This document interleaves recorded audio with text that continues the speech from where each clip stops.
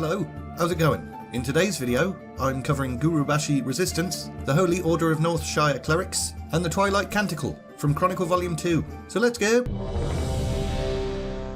Most of the Horde's attacks had been directed towards Stormwind, but some raiding parties went walkabouts into Stranglethorn Vale. Kilrog Deadeye and his Bleeding Hollow clan led this little diversion. The region reminded them of home, and they bloody wanted it. However, they had no idea that this was Gurubashi territory, and just like when the humans wandered into their lands, they weren't too pleased about the orcs being there either. Once again, the trolls united to fight back against this new threat. The fighting was pretty nasty, both sides knew how to strike fear into their opponents, so things got real vicious, real fast. The Bleeding Hollow was still the ones at a disadvantage though, even outnumbering the Gurubashi. This land was new and unfamiliar. The trolls would give up large chunks of the jungle just to draw the orcs in, and then boosh, ambush, and boosh, dead orcs.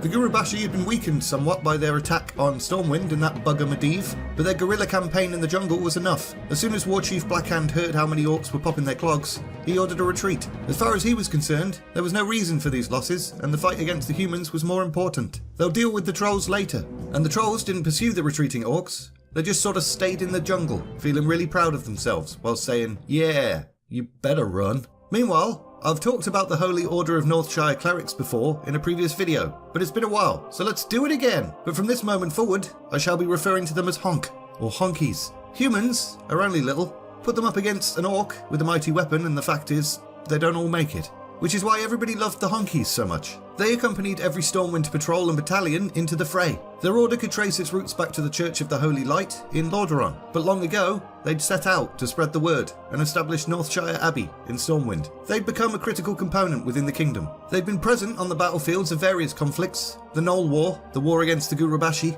Their compassion had even led to the enemies granting them safety on the battlefield, as they were known to heal wounded gnolls and trolls in the past, which is nice but dumb. But the Horde didn't give a crap how nice they were. They purposely targeted every cleric they found and slaughtered them, which is nasty but smart. This is probably why the Horde always win PvP stuff. However, the clerics never hesitated to join the battles. Their bravery became legendary among Stormwind's forces. Everybody loves the Honkies. Meanwhile again, Warchief Blackhand found himself getting extremely irritated by the Twilight's Hammer clan. They didn't obey orders, and they kept bloody wandering off, never to be seen again. Blackhand decided he was going to erase the entire clan from existence, but Cho'Gall was like, "You what, mate?" Cho'Gall suggested that he become their official leader and keep them in line. The Warchief kinda looked at him and said, "Alright, good luck with that." However, Blackhand was pleasantly surprised when Cho'Gall was able to end their disciplinary problems almost overnight. They became obedient and also effective soldiers. So Blackhand was like, "Okay then, let's put all this behind us, shall we?" However, the truth is, Cho'Gall wasn't completely honest about how he'd managed to reign in his clan.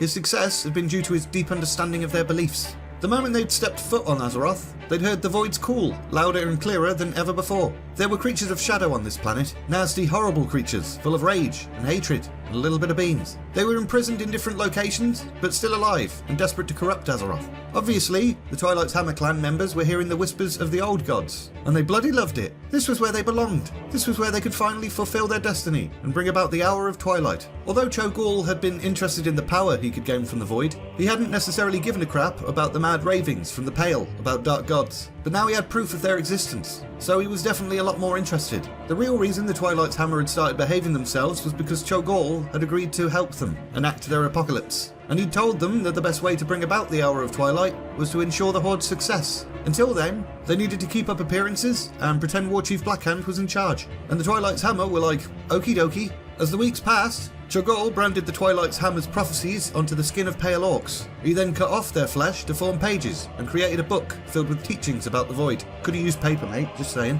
This book, called the Twilight Canticle, would become a source of power and motivation for followers of the Void for decades. And we're leaving it there! In the next Volume 2 video, Green Jesus is born, sorry Chris Metzen, and the orcs move on to the next phase of their war. As always, thanks very much to those of you who support the channel as patrons. Links in the description if anyone's interested in supporting the channel in that way. If you enjoyed this video, like, subscribe, all of that bollocks. And all that's left to say is, thanks for watching, and see ya!